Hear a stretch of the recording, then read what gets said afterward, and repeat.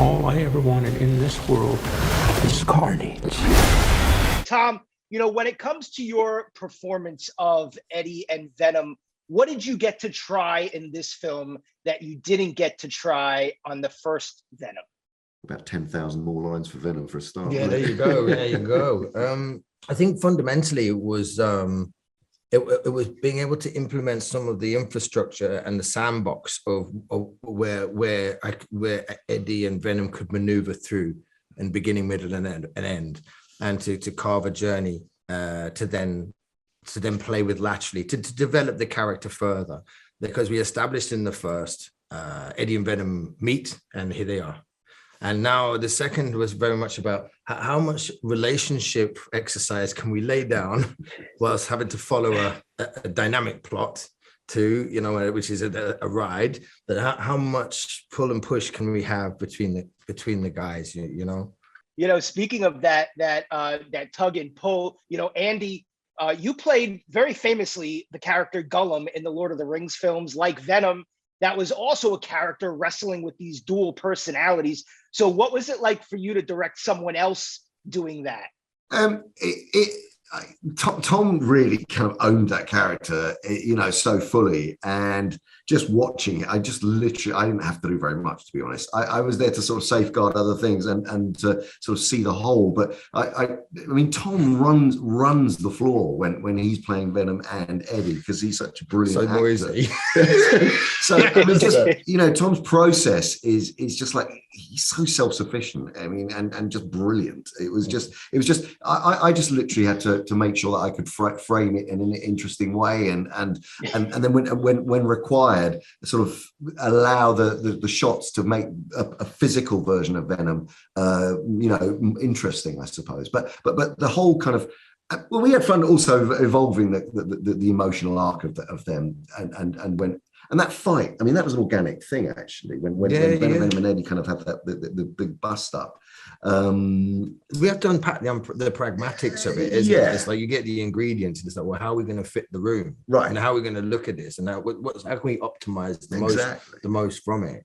Exactly. As he describes, me sort of shouting at myself a lot, with in the corner of a room trying to figure out how it's going to sound, but then deploying it into a scene and figuring out the jigsaw as we go along. Is an interesting communique, isn't it? Yeah, really. Okay, right. How do we rescue this alligator into a bathtub? Tom, you share a story credit on this film. You're also a producer. With so much invested now in this franchise, is it your intention to sort of embrace this kind of larger Spider-Man multiverse that's blossoming and have Venom be in these bigger crossover movies now that you've really perfected playing him? There's two answers there that are immediate, both reactionary. So I think one would be remiss as a producer not to look at the long lead, and say, hey, there are opportunities here that one needs to consider very seriously, because we have all the capabilities and the departments that can take care of all of the cross-checking to make sure and ensure that certain things can and could happen in the future with regards regards this IP in inverted commas.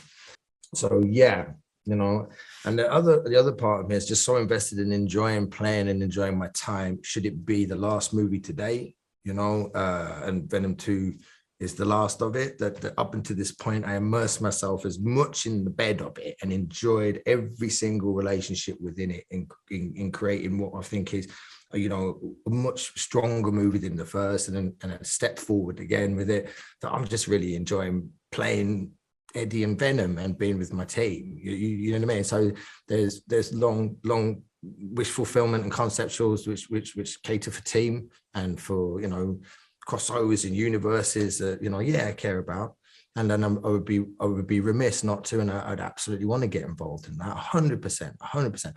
But I'm also really happy with where we're at, and we getting to do something. We did it, and that's brilliant. So I'm pleased with where we are.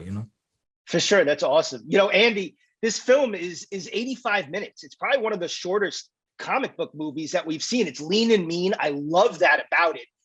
Was that always the intention, to sort of keep it lean and mean, or was there a lot of stuff that we haven't that you cut out that maybe you'll add on to like a DVD or something like that down the road? No, we always set out to make a very fast-paced movie that that had the energy and the kind of that both was sort of muscular and had the breadth and time to examine the evolving relationship between Eddie and Venom, and that the emotional storyline kind of went through. But the actual story itself is a very, as you will have seen, a very quite simple storyline. But it moves. It's just like the events kind of unfold, and the emergence of Carnage is such a whirlwind that was the speed, that was the sort of the tempo that we wanted to work at. And we always said, it's going to be a 90-minute movie. It's going to be or whatever. It's going to be around, and we didn't drift from that. No, we wanted it to be a ride. A roller coaster ride. We just wanted it to be a kind of and with the way the storylines break up and depart and then come back together, and the relationships break up and come back together.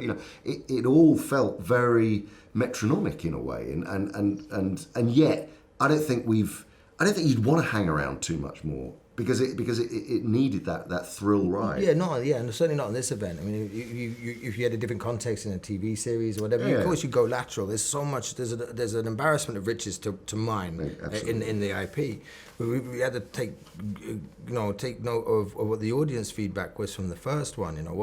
There are certain elements that people enjoyed that they expect. Okay, part of that is like you want entertaining, and you want to sit down and want to get back and watch something that's going to happen and be be fulfilling, and so, but also, like you say, we have to take care of our characters as well, so it fulfills on a lateral as well as an experiential. So you come and go, that was good.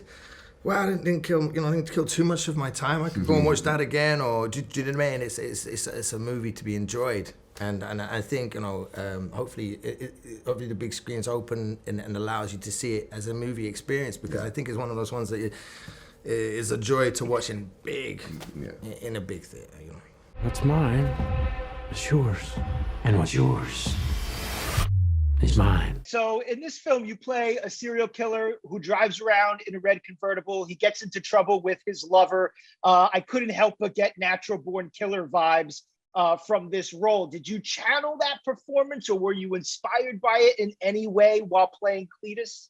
Well, I wasn't really thinking of, I guess that's Mickey Knox. I wasn't really thinking of Mickey Knox when I was playing Cletus. And, I watched it for the first time last night. And so, but I thought of that, of course, because of well, I've only played one other serial killer, but I feel like there's somewhat distinctive characters, hopefully. You've been part of the Hunger Games franchise, Star Wars franchise, Zombieland franchise. I feel like there should be a White Men Can't Jump franchise that's still ongoing. Maybe that can still happen. But this is your first Marvel movie. So, what was it about Venom that brought you to the Marvel universe? Well, I mean, the lore of the Marvel Universe, I think, is fairly ubiquitous for all the actors. Anyone would want to be a part of it. I mean, why wouldn't you? It's its own world, and this particular world is enthusiastically just loved by so many people, and it's incredible. And my daughter is, of course, this is the first time she's given me any props ever. And no, I shouldn't say that. But my youngest daughter is an absolute fanatic about the Marvel Universe. But this particular project, I guess the reason it came to me was because Ruben Fleischer directed the first one, and he wanted me to do it. I just did a little thing that played at the end of the first Venom movie, and so I was like, well, if he wants me in there, and also I thought it was great, interesting, fascinating, wild character of Cletus Cassidy. Without a doubt. The Marvel universe is so expansive. It continues to grow. They're introducing multiverses now with alternate universes of characters. Are there any other Marvel characters that you'd love to see Cletus go against, that you'd love to sort of be opposite on screen with? I hadn't thought about that. But I mean, certainly Carnage, it seems like it could go against almost anybody. But Sure. you know, it's going to have to be, you know, Carnage is obviously very evil character, so going to have to be going up against someone good, I suppose. You've worked with Andy Serkis previously as well as a director. You know, fans know him really well for his performances in front of the camera, but what is something unique that you think he brings to the table as a director? When I first met him, Andy, back in, I don't know what it was, 4 or 5 years ago, well, I'm not good on dates, okay? Or just any memory questions, Eric. I'll be totally forthcoming. Anyway, I when I met him, everyone had said this is the greatest guy in the world, literally the greatest guy in the world. So much so that it was almost annoying, you know. Like I thought, there's no way this guy can be as great as everyone's saying. Then I met him, I realized, oh, these people are right. And not only is he's got a beautiful heart. He really cares, but he's a passionate, capable, amazing filmmaker. And I had a sense that he would make something wonderful, and of course he did. But I love this guy. I think he's one of the great human beings. You have got to get control of your aggression, or you will get hauled off into Area 51. So the way that this is lining up, you have two big franchises opening up 1 week apart from one another, with Venom, where you play a villain, and then No Time to Die, where you play a hero. So what is more challenging? First of all, how does it feel to have two giant movies like that opening up like 1 week apart? And then also, what's more challenging, playing a villain or playing a hero? It feels amazing to have these two roles coming out so close together. It's very, very exciting. And what I love about it is that they're so different, you know, which I love, you know, because that's what I'm all about, playing these completely different roles. And that's what keeps me excited about being part of the industry. And what was the other part of the question? I'm so sorry. Which one's more challenging, playing a villain or a hero? I think it's more challenging playing the hero, because people have very set ideas about what a hero should look like. Whereas when you're the villain, you can literally be anything. So it's like you're totally free, completely liberated from social norms. And that's really exciting. I really enjoyed that. You know, you play a character in this film who has to find her voice because she hasn't spoken in a very long time. As a performer, do you have a time in your career that you remember sort of really finding your voice? Or do you find your voice sort of over and over again with each role that you take on? Yeah, I think it's a matter of discovering your voice each time you take on a role.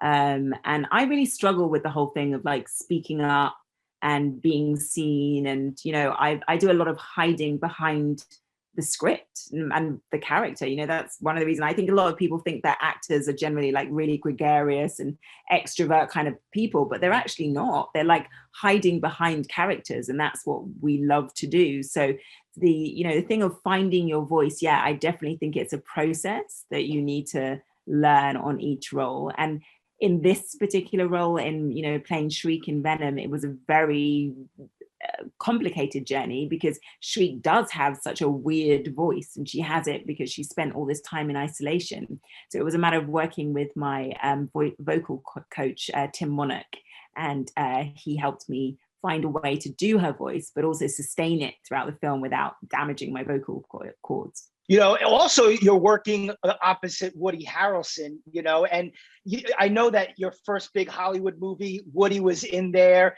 And also Woody has a film called Natural Born Killers that kind of reminds me in terms of a bit of a psycho romance. So, you know, in terms of finding that chemistry, in two people kind of falling for each other amidst this sort of mental hospital scenario, what did you do with Woody, and was it cool kind of reuniting with him again after all this time? Oh my God, it was amazing reuniting with him. And I do think that there's a special connection between, you know, Cletus and Shriek, because it's like they complete each other.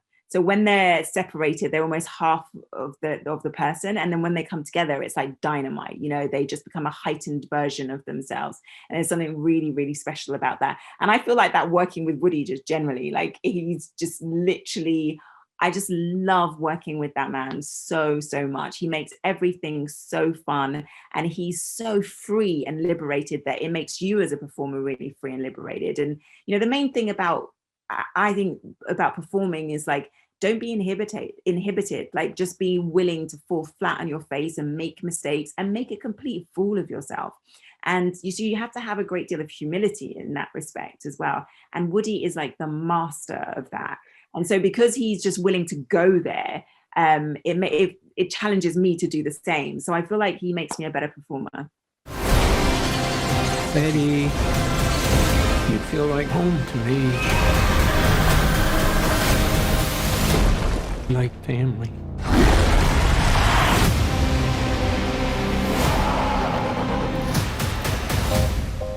Oh, wow. You could just say, I'm happy for you. That was going to be us.